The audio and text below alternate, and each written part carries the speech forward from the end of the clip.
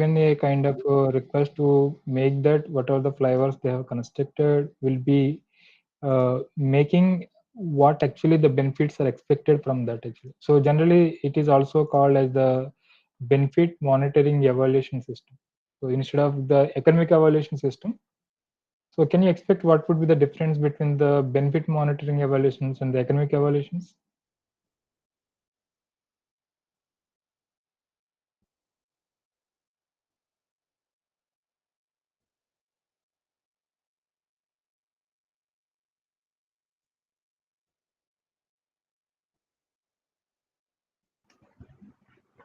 In economic evaluation, we generally see the what type of revenue we get from that particular infrastructure, and the another evaluation we check the what are the feasibility of that. Okay, so which can be understood like that, like you are going to finance a project. So at the beginning of the project, we are going to look at that what is the feasibility of the project in terms of the economic benefit or socio-economic benefit. So which means that it is indicating the project is not taken up yet. So that means the project had to fund or had to be completed, had to be operated. But in the benefit monitoring evaluation system, the project is already completed. So in the periodical way, maybe at least maybe if I'm taking like every 5 years or every once in 3 years, I need to go what is the economic evaluation or what is the economic benefit I'm expected from the project in terms of the several socio-economic characteristics point of view, all the socio-economic point of view, whether this project is fulfilling or not. So that is the idea behind of the benefit monitoring evaluation versus the general economic evaluation of your project.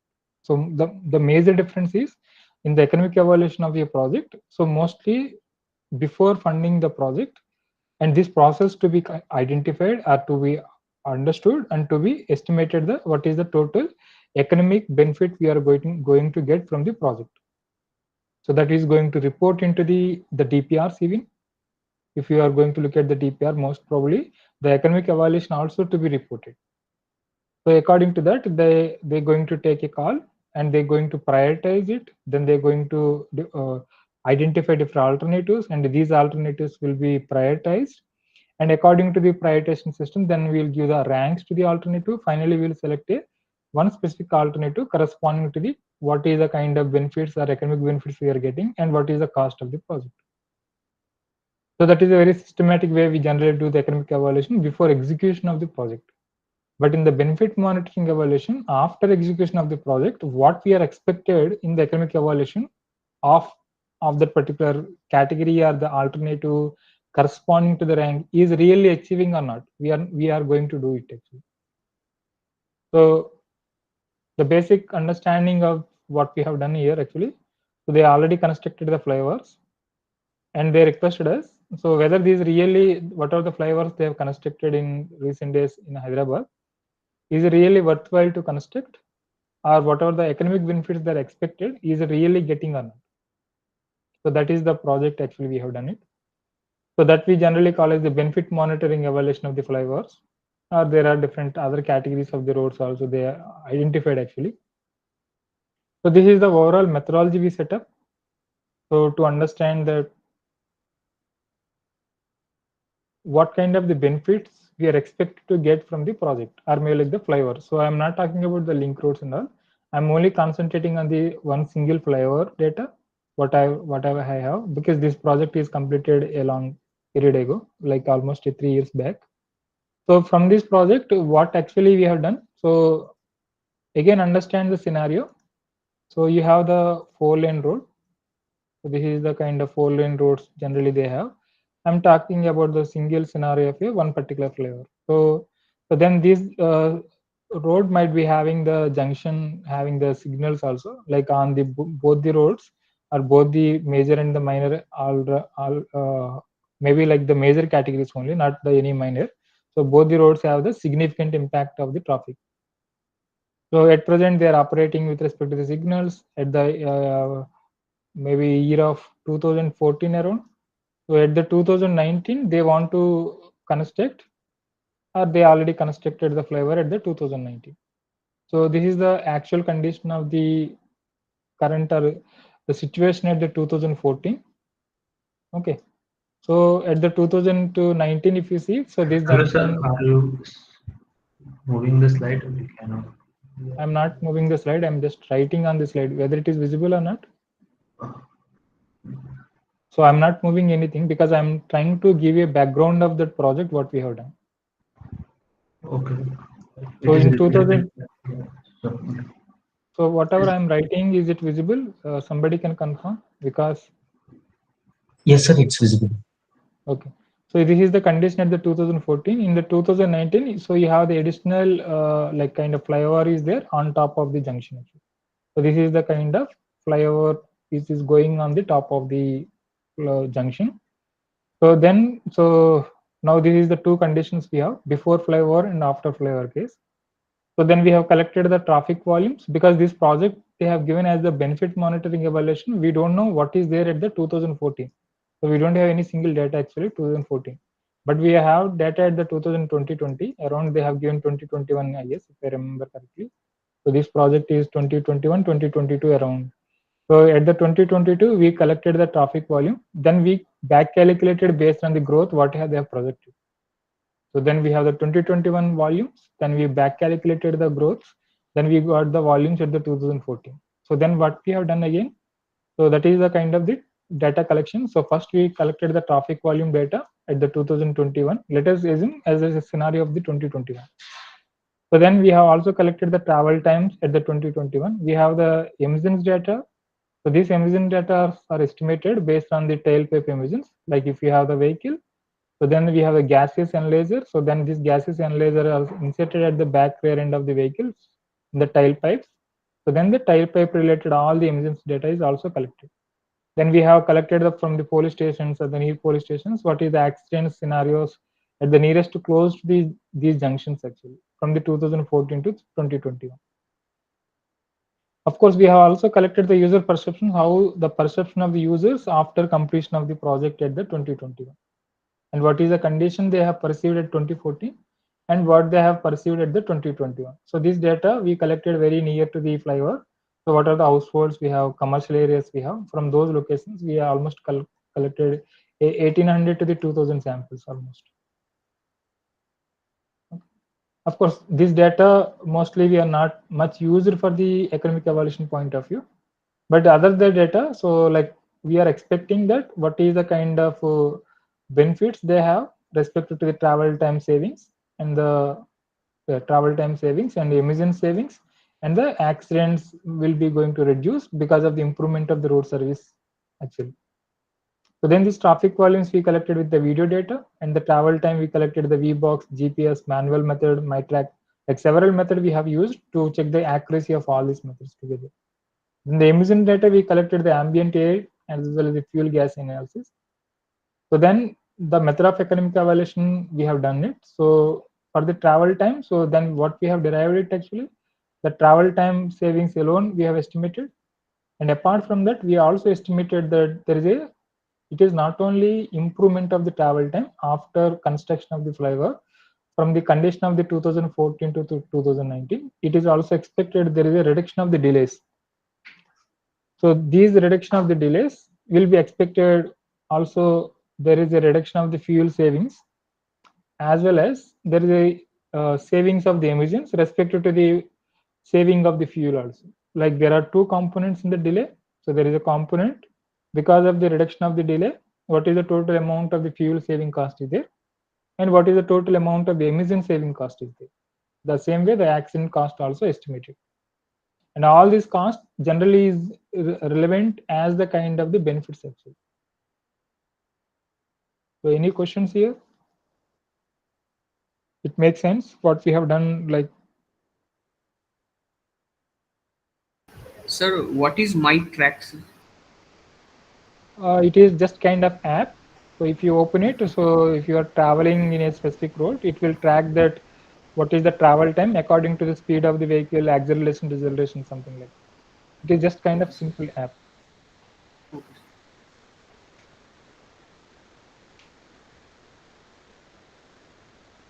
but what actually we are expecting, so because of the construction of the flyover, so there is a kind of attracted traffic, what we have already discussed in the last previous method of economic evaluation lecture. So there is a kind of attracted traffic sometimes. So people, because of the more and more delays, so there is a chances of that there might be diverted traffic also there. So mostly the attracted traffic is very important for us. What is the kind of benefits they are achieving in terms of the travel time savings, delay savings, or even the just kind of the more there is no kind of accidents are happening on this specific road. People are interested to travel on this specific road generally. It may be related to the like there is no pothole, something like that. And there is another important thing actually, like you have the before and after improvement of the road section in terms of the signal to the flyover. Yes. So earlier you have the maybe like the 7 meters road on, like if I'm taking the one side, so there is a two lanes on one side and the two lanes on opposite side. So when it is converted into the flyover, so but these two lanes are already there at the below the flyover, like the bottom side or the maybe under beneath of the flyover. And apart from that, you already have the additional two lanes on the two directions on the flyover also. So which means that it is increasing of the width. So which means that so there is a kind of lot of reduction of the delays can be expected on the below flyover case as well as the above flyover case. What I'm trying to understand actually, so there is a stretch of the road, so there is no flyover actually. So then this stretch of the road having only two lanes. So then if I'm expecting that 3000 vehicles are moving per hour, so there is a 1500 vehicles are moving in one direction and the 1500 vehicles are moving on opposite direction. So then these vehicles are expected the different delays actually.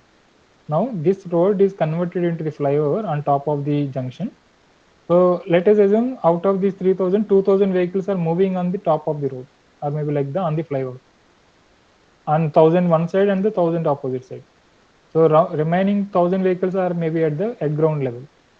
So now if I'm looking there, so this whatever the road they have created in terms of the improvement by flyover case, so there is a lot of benefit in terms of the travel time savings, delay savings, just because of the improvement in terms of the road quality as well as the increasing in terms of the width also. That makes that the travel time reduced drastically, and there is a savings of the delays, and there is a savings of the even accidents or any other aspect like the fuel savings or emission savings like that. So this is the kind of information we have collected by looking of the different kind of assumptions here. So if you have any questions, we'll discuss, or else we'll move on to the next slide. So this is the complete overall methodology of the work, what we have done. So the traffic volumes and the travel times for each class of the vehicles are obtained from the micro simulation vision, because I don't have the volumes information of the 2014, because I need to estimate that what is the change of the delay, change of the travel time. For that case, what we have done, we have collected the data at 2021 or corresponding to the 2019, maybe like that. Then we back calculated the volumes by using of the growth rate. So then we have done the simulation of that case in the vision, no flyover case. Then we have estimated the what is the actual delay. Then we subtracted the travel times of the current scenario and the travel time of the simulated scenario of the no case. And the same way the delays we have estimated. So then the same way we can also estimate a fuel consumption respective to a distance traveled on the flyover and the distance traveled on the on road or maybe like at grade section. So on flyover at grade or like no flyover conditions are considered. The direction for the, okay, this is the flyover actual case. So for the two directions of the volumes as well as the delays, as well as the travel times and the fuel consumption as well as the emissions, everything we have taken on the two directional flow section. So then afterwards, then the travel time projected for the future case. So it is obvious that at certain point of the time when you are projecting a volumes, so from the 20 like the 2023 to 2025, then afterwards again every 5 years the volumes has increased, then obviously corresponding to the increased volumes, then there is a chances that increasing of the travel time, delays and everything that we have projected actually. So how the travel times, how the delays and how the fuel consumption are going to change respective to increasing of the volume. The same scenario we have there in the IRCSP 30 also. That's what we have already discussed from using of those equations. So these are the kind of the volume counts we have done for the on the flyover at grade and on the each direction of the flyover, on each direction of the flyover as well as the at grade even. So then finally what we have done, we started estimations of the, okay, we collected the travel time delays and the fuel savings and all. So then we have estimated the travel time cost. Let's understand that how we have estimated the travel time cost. It is, there is a kind of simple formula we have in the IRC SP30. So if you open the IRC SP30, what I have shared the kind of manual with you. So there is a very simple formula. So this formula is indicating that we have the total travel time cost. So this travel time cost, they have defined that. So it can be as the sigma of the total travel time on the stretch of the roads, or maybe like the section what we have selected, corresponding to the which factor to be multiplied. Somebody can guess, or like somebody can tell that. We are already discussed the some example also. And corresponding to that vehicle category respective to the occupancy of the vehicles and how many number of such vehicles we have. That is the n value.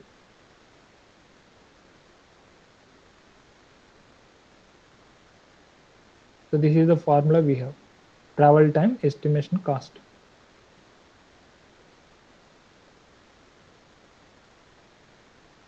Any guess what is the factor here?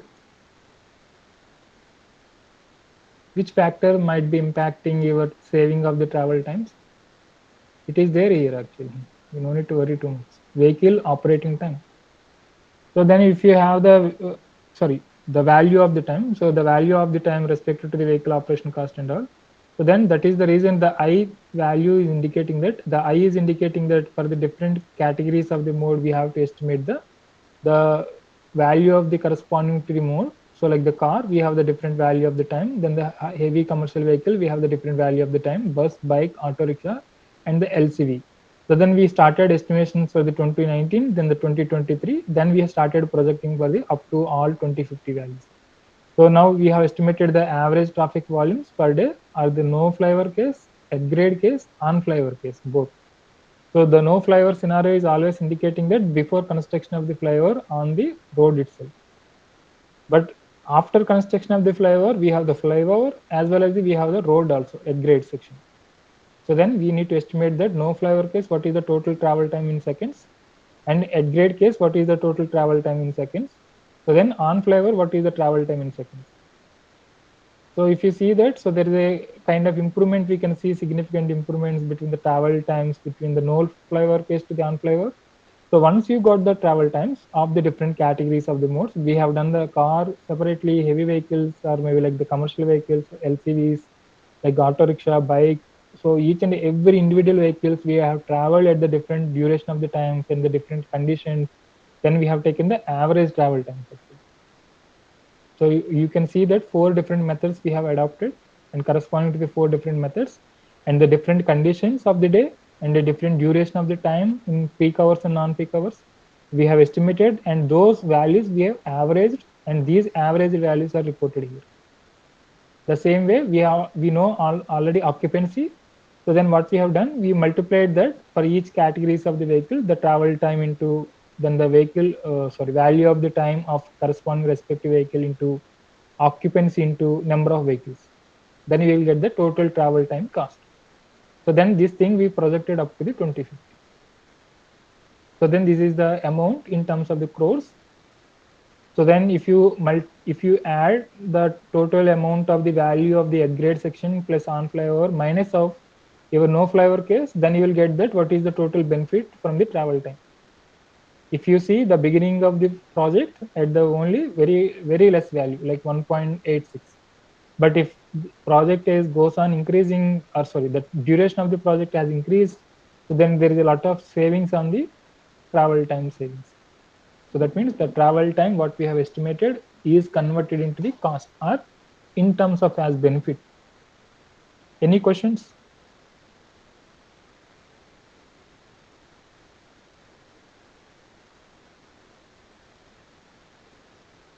Hello.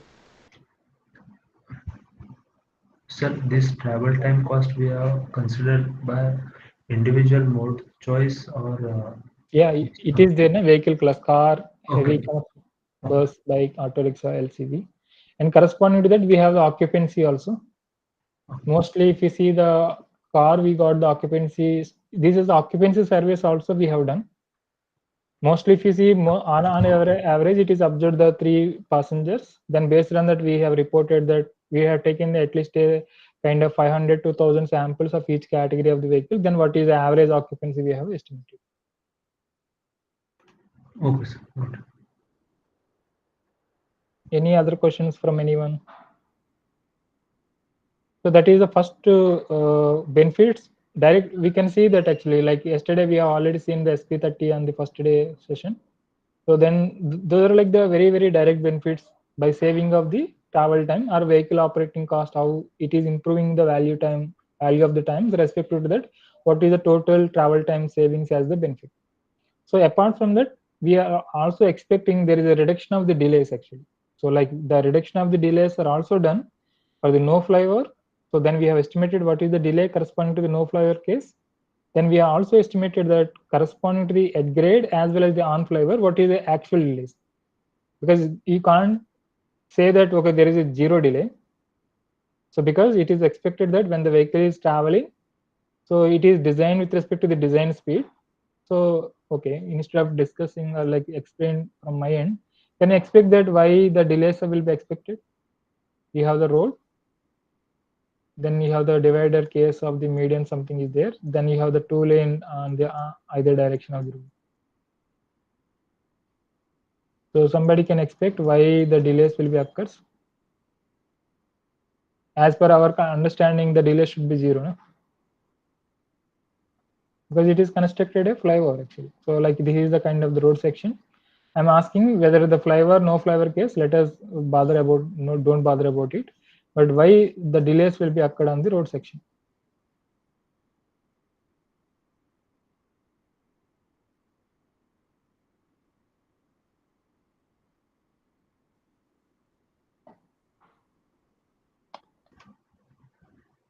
The connecting road traffic will be merging at that point.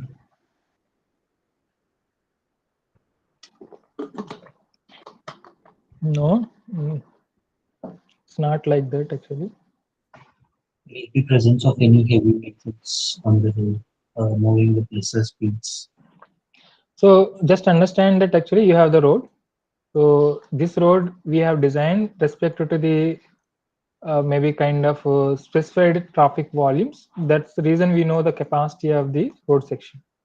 So if I'm taking a like the two-lane divided roadway, so I know the capacity of the two-lane divided roadway, maybe like the 4,000 vehicles per hour, something like that. I just example I'm telling, but it should not be like 4,000, maybe 2,600 to the 3,200 something. So most of the time, what happens at the different scenario of the traffic? So we have designed a section respective to the design speed of the two-lane, four-lane divided roadway. I'm taking for the example point of view, maybe like 80 kmph, but in the urban area, it may be like 60 kmph, something like that. So it is expected that every vehicle will move the 60 kmph. It is not at all possible actually, because there is a truck. So if you are traveling behind the truck, even if you have the bike, so you should travel either with the speed same speed of the this truck or maybe sometimes less than that speed. Or if you have the car, so if you have the car who is driven by the like the elderly people, and if you are traveling behind of that car, you will be travel with the low speed compared to the actually what you are expected to travel like 60 km. So it is expecting that, or maybe like sometimes you have the so many vehicles on the road section, so adding of the any other one vehicle on the section, that may be reducing of your travel speed actually. So it is expected that, so there is a chances that you have the speed volume relation if you are taking. So this is the kind of the speed, and these are the volumes. So then adding at some point of the time, so there is increasing of the volumes, there is a kind of the achieving of the some specified speeds. So if you have the zero volumes, then you have the highest speed, then you adding of the volumes continuously, so then it is decreasing of the speed. At some point of the time you don't have any flow, so then obviously it is a completely jammed case.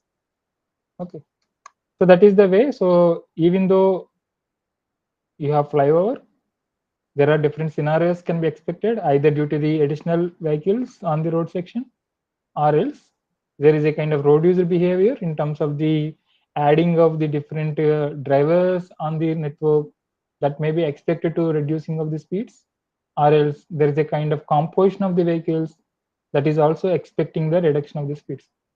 Then put together, there is a delay can be expected because all the vehicles are not traveling with the speeds what we are expected to travel as a 60 km/h.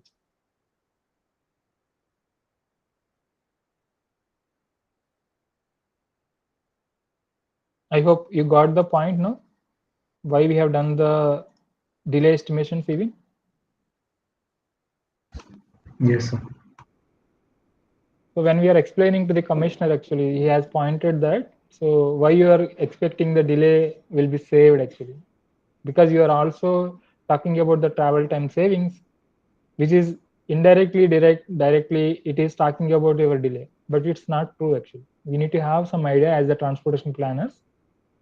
So then we need to able to understand it actually, how the scenario will get changes, how the travel time will be need to see differently with the delays. So then the same no flyover case to the at grade and no fly on flyover case, we have done the same way the delays are estimated for the using of the different approaches. So then different conditions, then we have traveled the different speeds. So basically we know the actual speed of the vehicles at the different scenarios and what is the design speeds of the vehicles, then corresponding to that what is the expected travel time by knowing of the distance on flyover, because we know the starting point of the flyover and ending point of the flyover. At the same time at grade also we know starting point, ending point. Then when you're traveling a different speeds, like let us assume that if you travel a 60 km/h, that might be your actual travel time. So then you are expecting zero delay. Okay, there is no delay when you travel with respect to the 60 km/h. But my condition is different because I'm traveling during the peak hours, non-peak hours, different conditions with respect to the different scenarios of the different composition of the vehicles. Then obviously the speed will be like sometimes 50, sometimes 45, sometimes maybe like 65 even when you travel at the 6 o'clock morning, like that. So then all the cases we have done, then finally we have taken the average delays on the section. Then we have the occupancy, then we have the per capita income. So then we have the formula for the delay estimation or delay saved estimation, the same scenario like what we have for the travel time estimation. So it is also like the occupancy into per capita income, so into the what is the average traffic volume corresponding to the, because what we are expecting, if you are taking a average traffic volume of the 8 hours period, so those many number of vehicles might have saved their delays actually. So that's the reason average traffic volume for the 8 hours duration we have taken. So then corresponding to that, what is the actual delay saved, you multiply, then you will get the total delay saved cost. Then the same thing we have done for the 2019 to 23, we have prolonged it. So this is the kind of delay saved cost is estimated.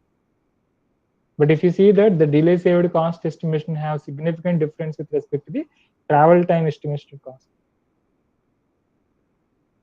So then what we have done actually, okay, let us assume that. So we have the scenario like, or maybe like what you call not scenario. So you have the actual fuel consumed for a 1 kilometer stretch of this road with respect to the when you're traveling a 60 km/h something, that we have the standard formula to estimate that even actually. So when you're traveling with respect to the 60 kilometers per hour, okay, so corresponding to the 60 kilometers per hour speed. So when you are traveling from the 0 kilometer to the 1 kilometer, so then we can expect that what is the average fuel consumed actually per 1 kilometer, what is the fuel consumed. So we can also expect this value can be indirectly we can estimate. Generally we will ask that now what is the mileage of a vehicle. Am I correct? Yes, sir. So if you know that each categories of the vehicles and what is the mileage corresponding to the fuel they might have used, maybe like petrol, sometimes the diesel cars, maybe like the auto rickshaw always maybe they mostly like sometimes there are We have also CNG and the electrical vehicles. Those category of the vehicles are not included. So we have taken some percentage segregated in that actually. So that also done. We have done the indirect way of estimation. But if you have the different fuels, then the total fuel saved for the petrol versus the diesel, both we have taken separately, because the diesel cost is different and the petrol cost is different. When you are converting into the cost, those fuels are like those energy has to be segregated. So then how we are estimating this value? We know what is the amount of the fuel saved per vehicle, because we have the individual vehicles category like car, HCV, bus, bike, auto rickshaw, like that. So then when you are doing this process of the petrol or like fuel saved process, we have taken several vehicles as the kind of samples. Then corresponding to that, what is the average vehicles as using as the petrol as well as the diesel.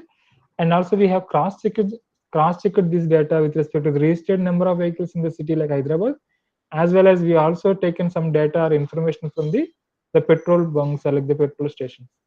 So this is the way this data is collected. Then finally, what we have done, total fuel saved we have estimated.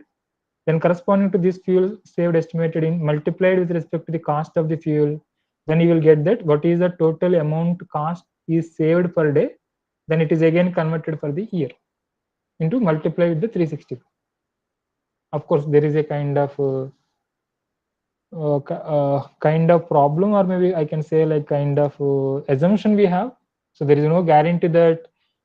So there is no change of the delay. There is only improvement of the speeds over the time. When you are starting of the scenario 2019 to the 2035 or 40, up to some period of the time, so you might be enjoying the service like the flyover what you have constructed, but beyond that, so there is additional vehicles are attracting to the that flyover. Then there is a, instead of increasing of the speeds, there is a decreasing of the speeds, then there is a more and more delay. So that means it is expected sometimes, so these delays saved as well as the fuel saved might not be true after certain period of the time. But as what we have projected, according to that, these values are still in the positive side. So then total cumulative savings are estimated at grade section as well as the unflyover section. And we have done the complete what is the total saving at grade plus unflyover together. So this is the total fuel saved cost estimated. So then what actually the thought process we have done? So okay, because this much amount of the fuel has saved instead of burned, then what is the amount of the emissions can be emitted if this fuel has burned? Because that is indirectly that amount of the emissions is also saved because it is not burned actually. So then what we have done, so okay, per 1 liter petrol or diesel consumption, what are the different types of the pollutants can be expected to generate? Then we have some formulas. So these formulas related to the emission factor estimation point of view. So then we have done that corresponding to the emission factors estimation process. Then we have taken that per 1 liter consumed of the petrol, what are the different types of the pollutants can be expected to be generated. So then, okay, we have the CO2, then we have CO, then we have the NO2, then we have the SO2, like these are the pollutants are identified. Then these pollutants, we have the process that how these pollutants can be damaging the environment and how these pollutants can be converted into the savings as the cost benefit. So that also we have. So that is there even the different economic impact evaluations point of view. Sorry, environmental economic impact analysis point of view. So then we have done the same way. So corresponding to the each saving of the fuel. So then we have started the estimations of the fuels consumed, fuel consumed or fuel saved we have estimated. Then corresponding to that, we have also estimated that what is the total amount of the cost saved corresponding to the fuel. So there is a kind of method we have. So this method we generally call as the, okay, if you have the average CO2, so then average CO and the average NO2 and all. So then we add together all the values. So then the cost of the pollutants by different what you call the Niti Aayog or like the different CPCB, yeah, Central Pollution Control Boards. They are releasing that there is a cost like per kg of the pollutant, because all the pollutants together we converted into the kgs. Then again we converted it for the year as the tons of the pollutant saved. So then there is a kind of a report they generated as 7.22 rupees per kg saving of the pollutants. So now we know that. So then this kg is to be converted into the tons. Then if you saving that much amount of the tons of the pollutants, so then what is the total amount of the cost saved respected to the pollutant? So that's the reason we have done here. Like I given the example respected to the petrol here. So like the total petrol saved we have done first. So the same way what we have done cumulative savings in the year. So then the corresponding to that CO2, COO2, NOx, NHMS we have taken. So then total emission saved cost per year. So that means if you add put together all the values in terms of the kgs per day, then you multiply with respect to the 7.22 what is the number they have given CPCB side. So then you will get this emission saved cost or the benefit in terms of rupees per day. When this is converted into the again year, then total emission saved cost is estimated. Okay. Any questions till this point?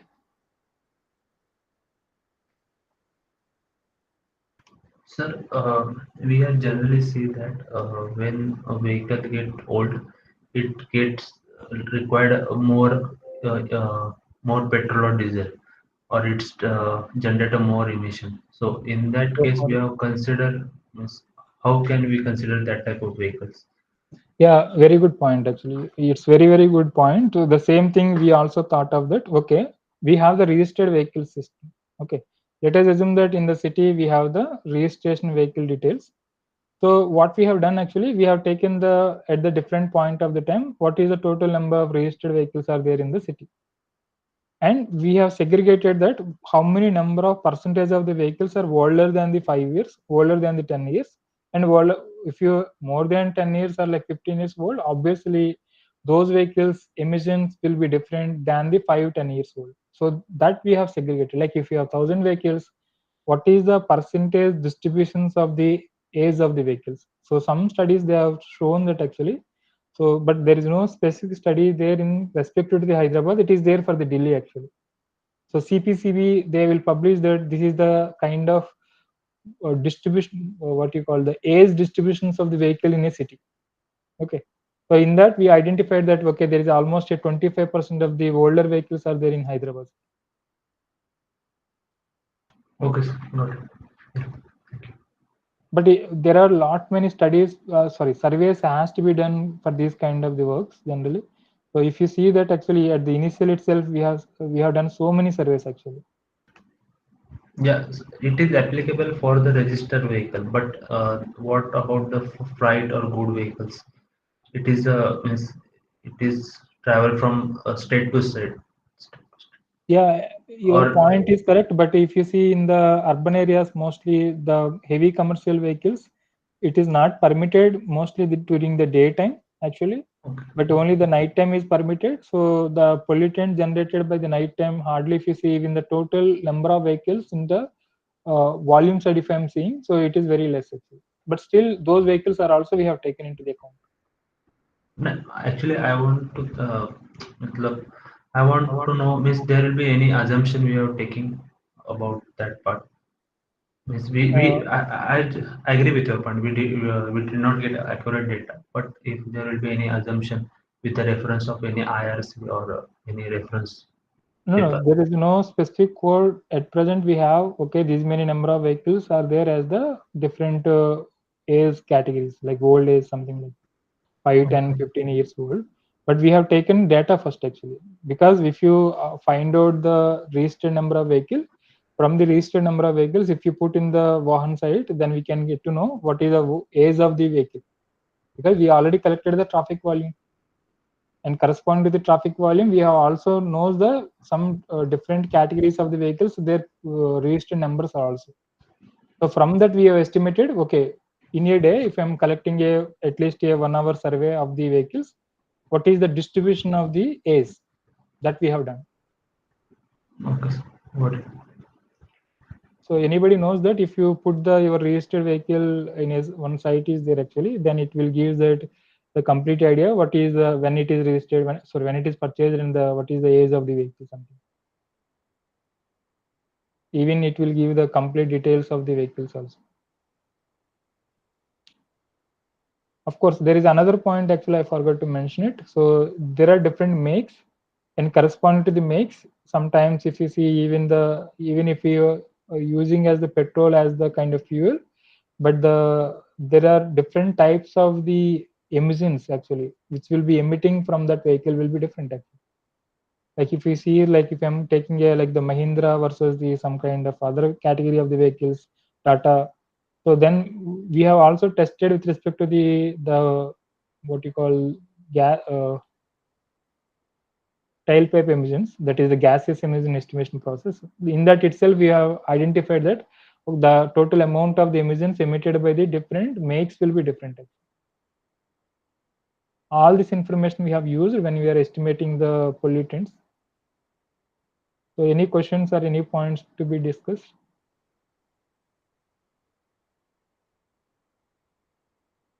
Okay. If no questions, then I will move on next slide. So that is the way we have estimated the total emissions saved cost. Okay. So then we also done the accident saved cost. That is the number of persons are injured in 2015. So that is expected that there is no flyover case at the 2015. And the 2021, there is operation of the flyover is already in that case. Then the total number of accidents, like this is injured case and these are accidents case. So like there is a kind of differentiation with these numbers. The persons are injured, but the total number of accidents which may be including of the property damage alone, something like that. And the total number of fatal accidents. So you can see there is a fatal accidents completely zero in 2021, but still there is a 7 accidents are observed in the 2015. So this data we have taken from the police as well as the other sources from the, because we have GHMC has supplied that. Generally apart from the police data, they will also collect the statistics actually. So they also supplied some of the information. So then we have done that corresponding to the medical cost value. So you know that actually like somebody are very much interested about the crash cost estimation. So in that case, like we have the different time or different what you call the variables or like the factors to be identified, which are there. Okay, this cost generally, if you identify, there are the scenario like if the person is met the accident on a road, so then this person is completely sometimes is disabled in terms of their like severe fracture is happened. So then there is a disability of the person is happens. So or happened. So because correspond to the disability, what happens? So then whatever the earning of this person is there, like maybe 30,000 per month. So instead of now this person is not earning even, but his person is depending on the others. So that means this person, whatever actually in terms of the medicine or in terms of the other activities to be done by this person, so he can't do its own actually. So that's the reason. So he's making more amount might be consuming actually. And also apart from this 30,000 who is expected to earn, instead of that is going to consume the medicine, is going to consume the different services from the others, that all to be converted into the cost. And there are a lot of assumptions are involved into that even actually.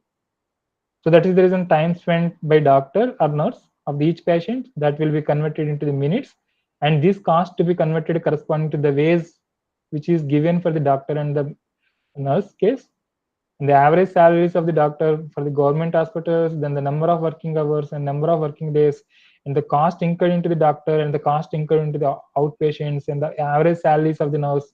There are different points they have taken into the case.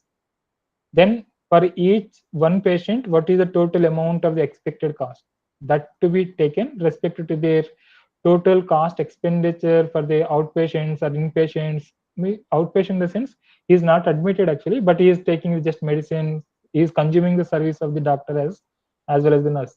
And the inpatients he is admitted, so then there is a more amount of the service is consumed by that person. And the average stay in the hospital that also to be taken. So then, so corresponding to that, percentage of the patients dies. So we have some kind of assumption again here actually. So like let us assume that, so you have the 7 members. So out of the 7 members, so they died within the 50% died within the short period of the time.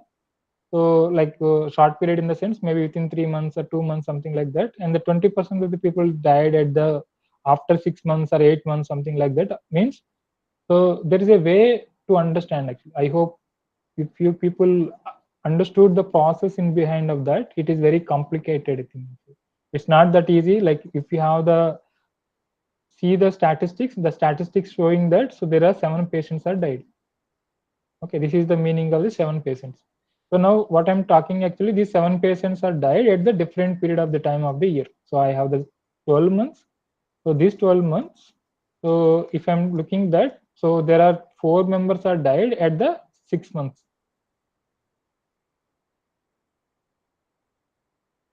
Okay, or maybe like the 3 months, that is up to you, whatever the assumption you want to make. So which means that these 4 persons consumed the different types of the services of their own house people as well as the hospital, like the doctor and the nurse.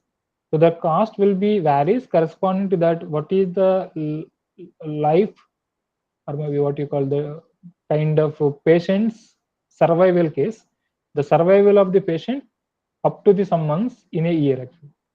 Okay, so that to be estimated and to be converted into the cost, and corresponding to that, so then the remaining patients have the remaining survival time, maybe like the instead of 6 months, now some people might be survived 9 months, some people survived maybe 12 months or like 11 months. So out of all these accidents, we are expecting that, okay, there are some accidents are injured. So then these injured people only consuming the service, and there are remaining accidents are only property damage. So there is a loss of the property, but some people are died. So these are the cases we have. So then if you have the property damage alone, so then number of pedestrians or cyclists involved into that. So then the data is shown like only 3 people. Okay. So then the 2021 0 people, number of vehicles are damaged. So these are the kind of average number of vehicles are damaged, and the total number of insurance claimed. So this data will be mostly will be getting by the insurance what you call insurance sites, or like the websites. They generally publish that this is the average insurance claimed by the people. Average insurance claimed by the vehicles. So then the vehicle to vehicle damages, like this data 100% or like the mostly 90% of the data we have taken from the secondary sources. All this information we generally get from the only secondary sources. There is no specific information published related to the damaged property damage case, or maybe like the medical cost, something like that. So then all together, so we need to find out that what is the total accident cost from the 2015 to 2021. Then we got that 15.80 is the total cost saved, because you have the look at the survival case of the people. So then 2021 there is no fatal accident first of all, and there are number of accidents has been reduced. So then finally we got the 15.8 crores. Yeah. Any questions till this point?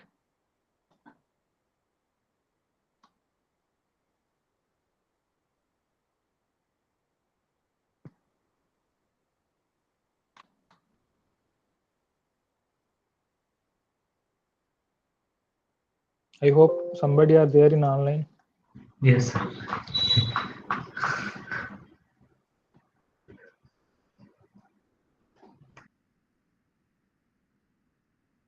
Any questions? Okay. So then, so what we have done, so what are the travel time saved, and the delay saved, fuel saved, then the emission saved, finally we have the accident saved. Then put together, we have converted into the cost, travel time cost, delay cost, and the fuel saved cost, or like the emissions cost and the accident cost. So then this cost is the actually as the benefit in terms of the rupees actually. So that total benefits are estimated from the 2019 to 2050.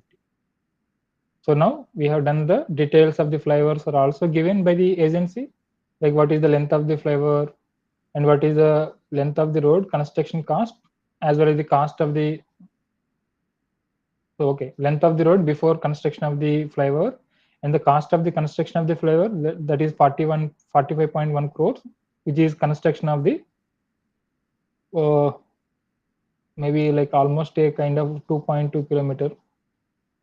Then the open to the traffic, these details as given. So now with that details we started the economic evaluations of the project. So then we have the 41.1 45.1, that is the your cost of construction. Then we have added the routine maintenance, periodic maintenance, then we got the total cost.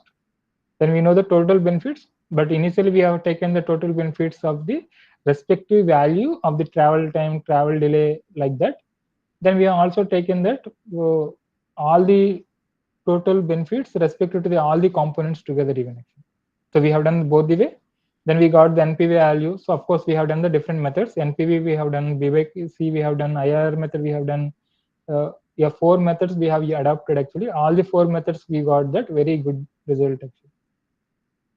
So like this is the earlier what we have shown, that is a 17.68 is related to the only travel time saved cost, 17.68. But if you add 17.68 plus 36.56 plus 22.56 plus emission cost 3.51 plus your road accident cost. But the road accident cost we have taken up to the initial base period to initial periods only. Remaining periods we have not taken because we can't expect any kind of accidents will be reduced, keep on reduced. So then we have taken the total benefits also. So then this is the total benefits up to 2050. Then the cash flows we have estimated, then the discounted interest rate, then we have estimated the total NPV value.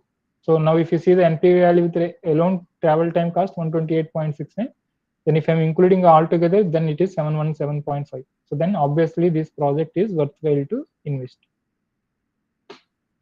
So can you expect that why we have done the travel time separately with respect to all other benefits separately? So that is all about the presentation. So we are going to demonstrate one more aspect what we have done recently. So can you expect that what is the reason behind that, why we have separated the travel time and the what you call other costs or benefits?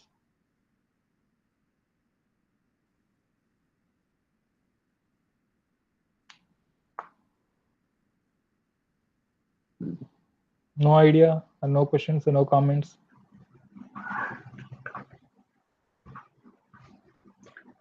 Sir, as you mentioned earlier that we know before construction what happening and after construction what happening.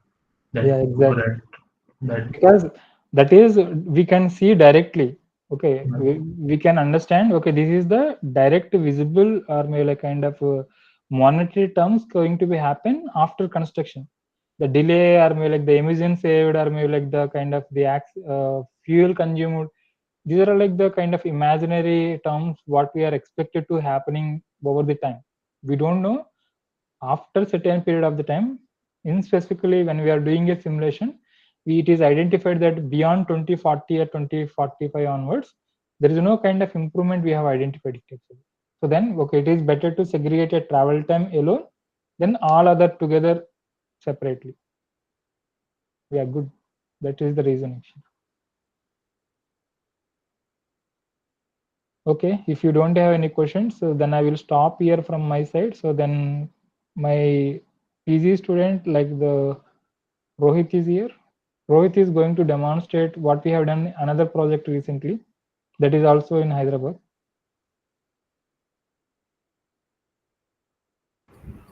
Yes, sir. Good afternoon, sir. Yeah, good afternoon, Rohit. So are you ready now? Yes, sir. I'm ready.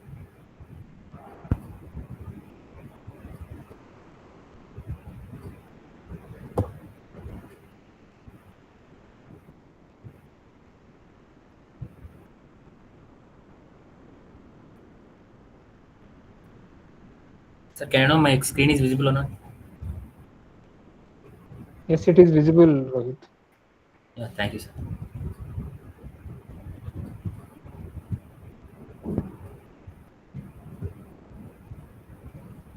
Yeah, I'm going to share this PPT also shortly. Today's PPT once I received from the Vinayak sir, I will share both the PPTs and what the PPT currently Rohit is also presenting. That also will share.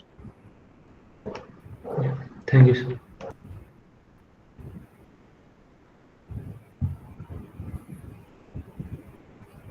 So, yes, good afternoon to everyone. So, now my name is Rohit Sagar. So, now I'm going to discuss about traffic growth rate and traffic rate estimation on Indian roads. So, as we know, tolls are collected at toll plazas only at national highways, expressways, and some of ring roads. So there are there are the toll rate collection is of two types, like flat toll rate collection and distance based toll rate collection. So in this PPT, we are going to discuss about distance based toll rate collection.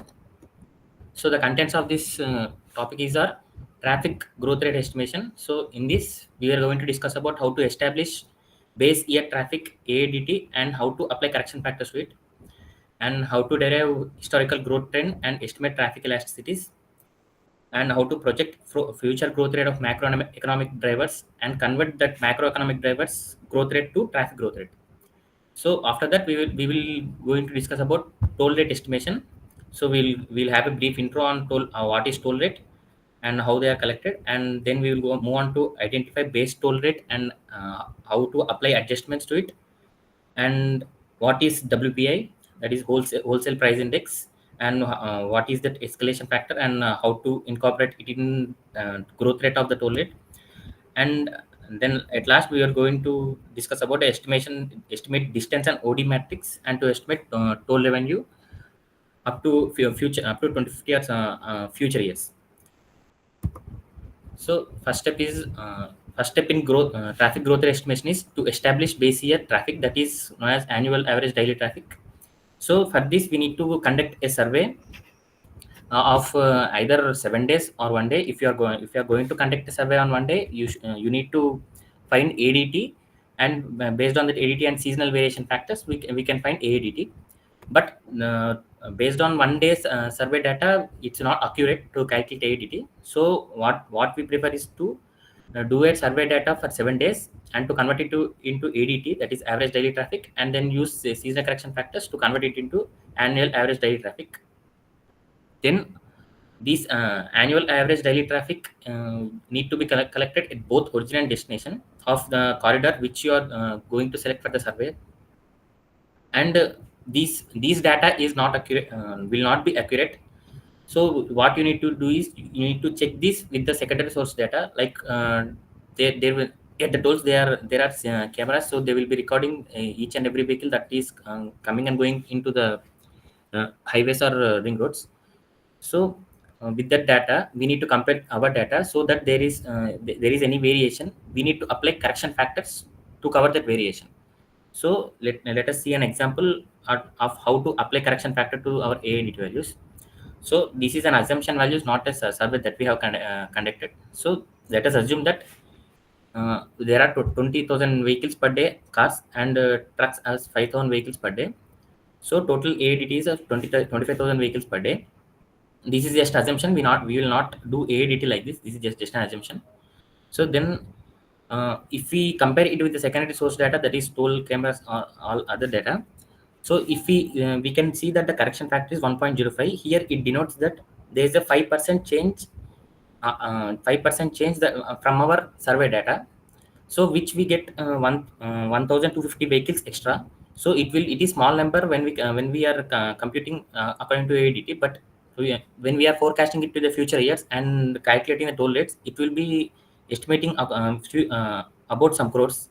So this correction factor is to be evaluated at the starting stage only, so that we at the end the toll rate estimation will be accurate. So after this, we will move on to how to derive historical growth trend and how to estimate traffic elasticities. So after estimating AADT, then that is we have estimated AADT to the base year, that is of from our example, that is of 2020. So we need to compare it with the macroeconomic variables such as NSDP, per capita income, population, and fuel consumption. These are the macroeconomic variables which influence traffic growth rate. So for comparing these macroeconomic variables to the traffic, we need to have 5 to 10 years of traffic data, that is past traffic data, because we can't have the NSDP PCA, that all that macroeconomic variables data of future years or the present year. So what we have to do is we need to calculate ADT data for we need to backcast our base year ADT data to before years, that is 2010 or 2015 from our base year to 2020. So what we have to do is we have to back calculate that AADT data by not assuming, but by taking some historical traffic growth trend, or by taking vehicle registration numbers of particular city or state. So by taking that growth rate, we can estimate the back calculated traffic at particular year, that is of 2015 or 2016, any year that we can estimate by using this formula. So then we need to compare compare it with NSDP, PCI, population and fuel consumption. So before doing this, what we need to do is we need to collect the NSDP, PCI and population data of particular states or districts where you are going to conduct the survey. That is, you are going to conduct survey on a highway or a ring road. That in that uh, highway or ring road, there will be vehicles coming from other states also. So there will be zonal influence factor coming into account in this. That is, there will be traffic from other states also. So the GDP, NSDP and PCA of other states will come into account for this zonal influence factor. So what we have to do here is we need to collect NSDP. First, let us take one macroeconomic driver, that is NSDP. So first we need to collect NSDP data for different years, for different zones, like different states.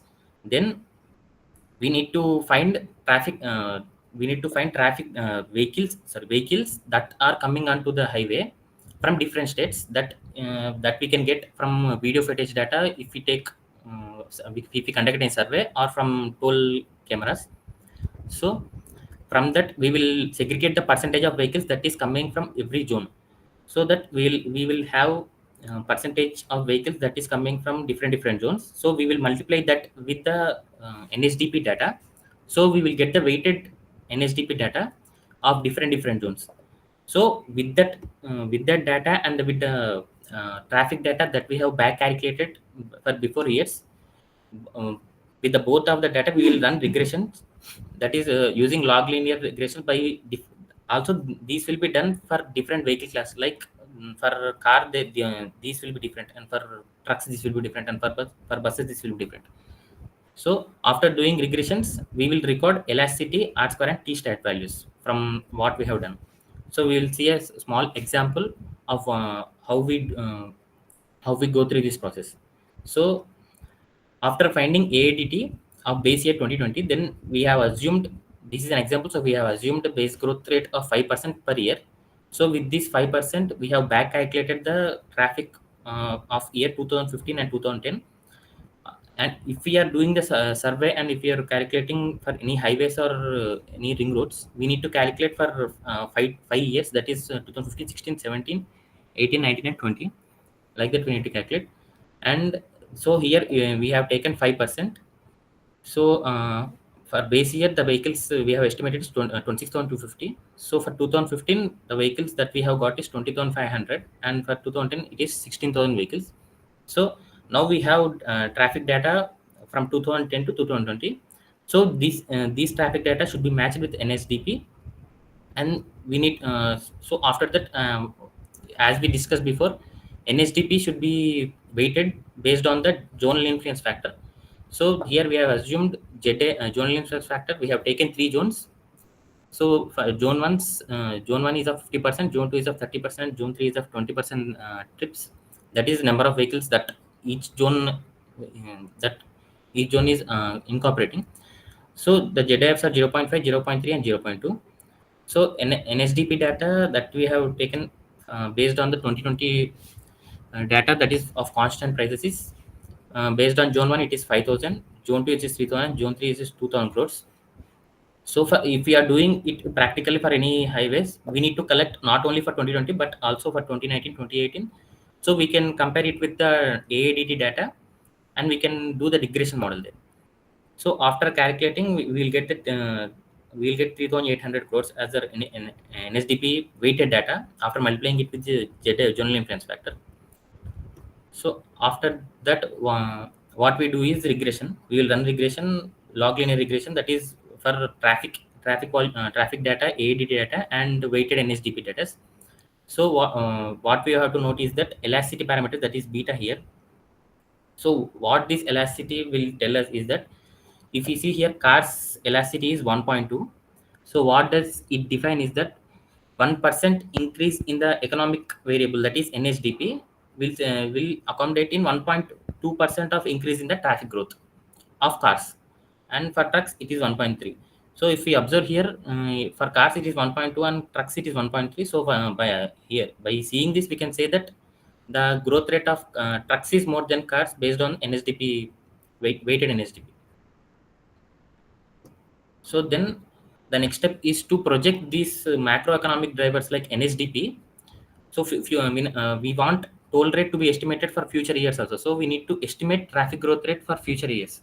So for that, what we need to do is we need to estimate macroeconomic drivers like NSDP's future growth rate, and we need to convert that into traffic growth rate. So how we will get to know how to do it. So at first we need to link that NSDP. NSDP is net state domestic product, which is like a state GDP, and we need to link it with the national GDP. So here we can't link it directly here. We need to extract the data of NSDP data for different years, like we have extracted before, like 2020, 2019. So for forecasting the data, we can get national GDP data, that is growth rate data for future years, that will be given by RBI or RBI. So national GDP data. So we will link NSDP data with GDP data, and we will do regression analysis, regression like this, like log line regression, like ln of NSDP equal to a plus b into ln of GDP. So by this, if we take b as the elasticity value, if we multiply b with the projected GDP rate, we will get the NSDP growth rate. So in this way, we will get the growth rate of NSDP for future years.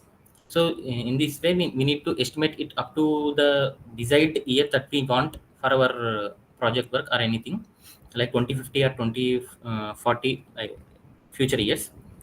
So if we take an example here, so what we got here is the projected GDP rate. If we assume it as 6.5%, while we have done regression, B elasticity was 0.95. So when we multiply those both, the NSDP growth rate will be 6.2%. So these should be also done for different vehicle classes. Like it should be different for car, it should be different for truck, and it should be different for buses. So individual vehicle class, it should be different. And before we have taken cars elasticity, traffic elasticity as 1.2. So if we multiply the traffic elasticity with this NSDP growth rate, we will get the traffic growth rate of cars.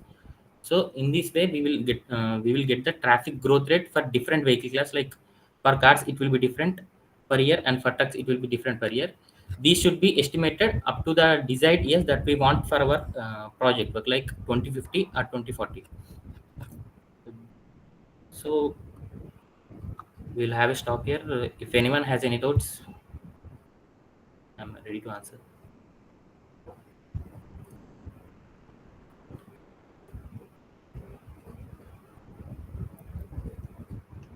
Which project, sir, you have worked on this assignment? Sir, we have worked for Hyderabad Outer Ring Road, sir. We have worked for Hyderabad. Okay. Rohit, Yes, sir. you have used several formulas in your PPT. Yes, sir. Actually, what are the sources? Sir, those What what formulas I have used these of regression formulas, and so those are mathematical. There are no sources for this. No, I understood. I think you used one formula. Actually, PPT number was not mentioned. So, can you show me the source? I will show.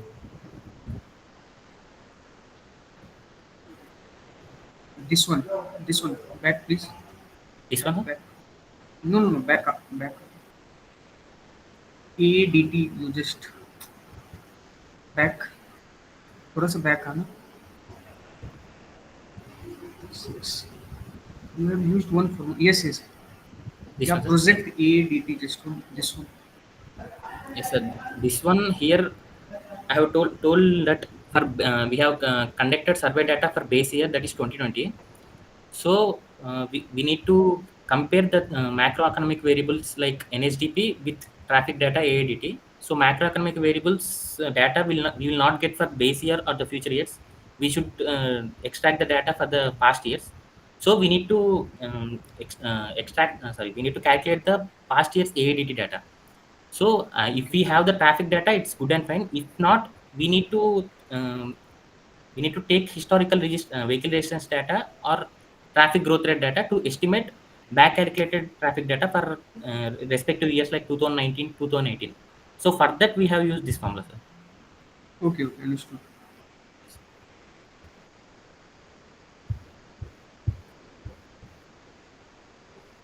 So okay. If no doubts, I will move on to next slide.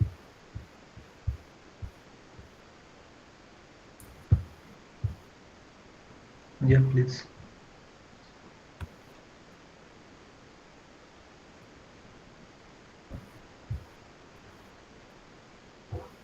So next, after estimating traffic growth rate, then we need to find the toll rate estimate. Then we move on to toll rate estimation. So what is toll? Toll is a fee charged for road usage, typically based on distance travel. So this distance travel toll rate is new to our India. These will be taken on expressways and ring roads, not on every highway. They will be charging distance based toll rates. They will be charging like flat toll rates. So these rates differ by vehicle category. Like cars, there will be different tolls charged for different vehicle categories. Like cars will be have different toll charges, LC will be have different toll charges, and trucks will be having different toll charges. So NHIA 2007 and 2008 gave base toll rate per kilometer, which we will be using to calculate the toll rates based on the distance that the vehicle are going to travel. So, per, toll rates we need to calculate it for the future years, that is up to 2050 or 2040. So, for that there should be improvement or decrement in the traffic growth rate that we have estimated before, and also there will be inflation for the toll rates, which we will be using wholesale price index to normalize that inflation of toll rates. So to know that toll rates, we need to refer National Highway Fee Rules 2008. So in that they have given the base toll rate for cars, that is 2023 and 2024 is 1.73 kilometers. That is for 4-lane highway, and these toll rate will be different based on the road structure also. So for higher multipliers for expressway and like for special structures. So for expressways it will be like 1.25 into base rate. This base rate will be changing every year. So the base rate that NHAI will be given is of 2011 and 2012. And it for the special structures like bridges and tunnels, it will be 1.5 into base rate. Next, what is WPI? The WPI is Wholesale Price Index, is an economic indicator that measures the average change in the price of goods at wholesale level, that is before they are sold to customers. So we use WPI here to um, counter the inflation rate of toll price that every year. So we are going to estimate for future years. So every year the toll rate should be either increasing or decreasing, which will be defined by the wholesale price index. So the formula for using for the formula for calculating new rate of WPI is new rate equal to previous rate into 1 plus WPI increase per according to the year. The WPI index increment we can get it through Office of the Economic Advisor website. So WPI base year values is of 2011 and 2002. That is currently for India. Then we will see an example to how to calculate that increase in the toll rate with respect to the WPA. So if we take the WPA base equal to 100 based on 2011 and 2002, that is the source from NHIA. So current for the present year, the WPA is 154.1. So from this we will be estimating the base toll rate. So the revised base toll rate equal to previous base rate into 1 plus 0.4 of WPA current minus WPA base by WPA base. So here 0.4 is that NHA has given that toll rates increase by 3 to 5% every year. So we have taken 4%. These 3 to 5% you can find it in NHA 2008. So this revised toll rate formula will be 1.22 into 1 plus 0. Here 1.22 is previous base rate that we have assumed. So if we incorporate this WPA current and base here, we will get a 1.48 revised base toll rate. So previous base toll rate is 1.22 and revised base toll rate is 1.48. So there is an increase because there is an increase in the WPA current value. So toll rate is by this we can say that toll rate is directly depends on WPA values. So final base rate will be 1.48 into 1 plus 0. So here as per contract and WPA adjustment, we 3 to 5% we have taken 4%. So it is of 0.52, 4% of 1.52. So these are 13 years. So final base rate is 1.48 of 1 plus 0.52, which is 2.25.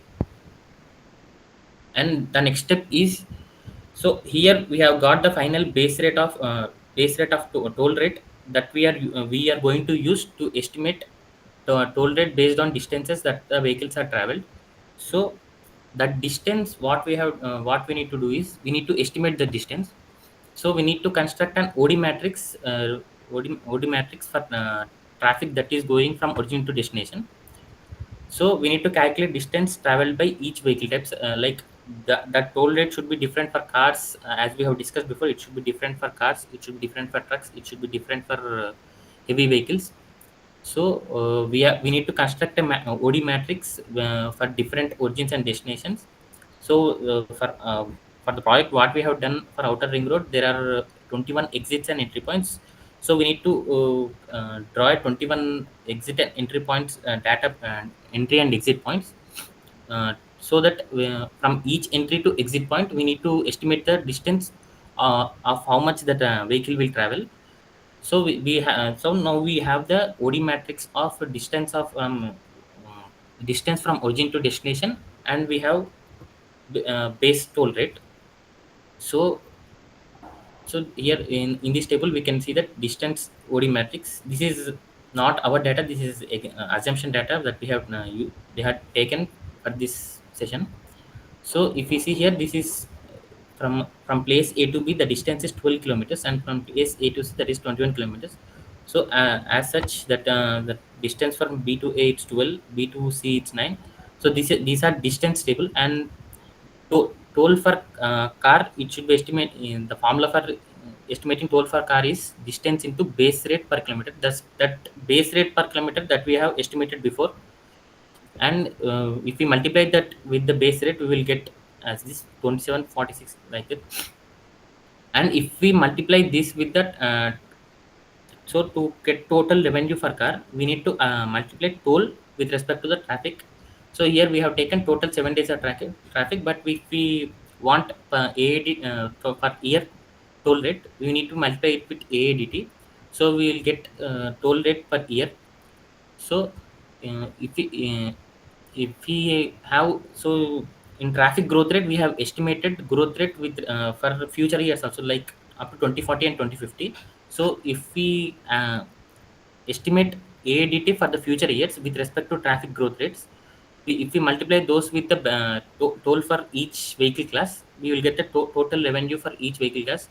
When we add up all that toll for all the different classes of vehicles, we will get a total amount which is known as IECV values, initial estimation concession value, which will be estimated at the beginning of any project evaluation or something. So thank you. If any doubts, I'm ready to answer. Sir, how we can calculate it that growth rate means in this your calculation? Traffic growth rate. Yeah. So traffic growth rate. See, I will say it in short. Like to estimate traffic growth rate, first we need survey data that is of 1 day or 7 days. So if we have survey data of 7 days, we need to convert it into ADT, that is average daily traffic, and then we need to convert it into AADT, that is average annual daily traffic. Then we need to apply correction factors by using secondary sources data. So we will get AADT for our base year, that is of 2020, or if you are taking the survey now 2025. So then we will back calculate this base year traffic data for before years like 2019, 2018, because we need to compare this with NHDP data. Like NHDP data, they won't we won't get the data for future years or for the present year. They will be giving the data after the completion of the year. So we will have only the data that is of previous years. So we need to back calculate the traffic data of present what we have got to the we need to use back calculation to calculate for 2018 and 2019, that up to 5 to 10 years. So to calculate that, we need to assume a percentage, like not assume, we need to take percentage with respect to vehicle registration, or if you have traffic growth rate of previous years, it's well and good. So based on that, if we will get traffic of previous years and NSDPs, what we have to do is if after collecting those NSDPs, not if you are taking any highways or ring roads, the traffic that are roaming on the roads will not be only from one state, that will be from 5 6 states. So there come there comes the topic of zonal influence factor. So there will be 5 6 zones that are influencing the traffic on the highway. So what we need to do is we need to collect the data of an NSDP data for those 5 6 states, and we need to multiply it with zonal influence factor. How we will calculate zonal influence factor is, as I said, from video footage data, while conducting survey, if we take video footage data, so from that video footage data, from origin and destination, we need to see how many vehicle registration numbers, like from Andhra Pradesh or from Telangana, from Madhya Pradesh, the different type of vehicle registration numbers. We need to collect those, and we need to make it into percentage of vehicles that are coming from different states. So by that we will get zonal influence factor, and if we multiply NSDP with zonal influence factor, we will get the weighted NSDPs. So with respect to weighted NSDP and with back calculated AADT values, while we do log linear regression for different vehicle classes, we will get elasticity values. So, as I said, elasticity, it is important because if we observe here, car beat elasticity value is 1.2. So, if we take 1% of increment in NSDP, then will be an increase of 1.2% in cars, growth rate of cars. So, for this, these elasticity will prove that macroeconomic variables are connected to traffic growth rate. So we need to note this elasticity values, R square and T star values. Why we need to do only regression is that we will get R square and T star values, so we can see the significance of those like significance values, that is this NSDP really significant to our calculation or not. So then after calculating elasticity values, then we need to estimate future growth of macroeconomic variables. That is, we will take we have taken for different growth rate for different states. We need to compare it with the national GDP, and we need to forecast that NHDP for future years by using same log linear regression as we have done before. So when we multiply the projected GDP growth rate of India with the elasticity values that we have got from this log linear regression, we will get the future forecasted NHDP growth rates. So when we multiply this future forecasted NHDP growth rates with the elasticity that we found before, like we have calculated for car 1.2, so we will get the traffic growth rate. So if we calculate it, this is for the base year, that is 2020. So if we calculate for 2025, 2030, the growth percentage will be different.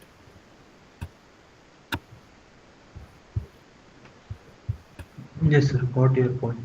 If possible, there will be any Excel sheet you have Yeah, for after, this all.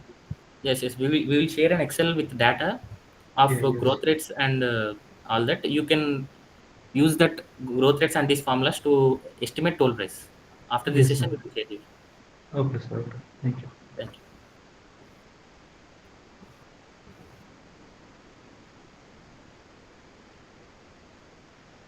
you. Any more doubts?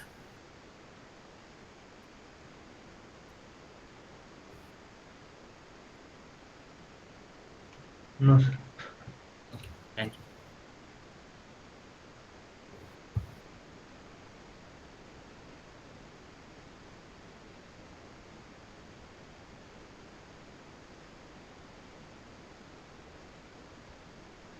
Um,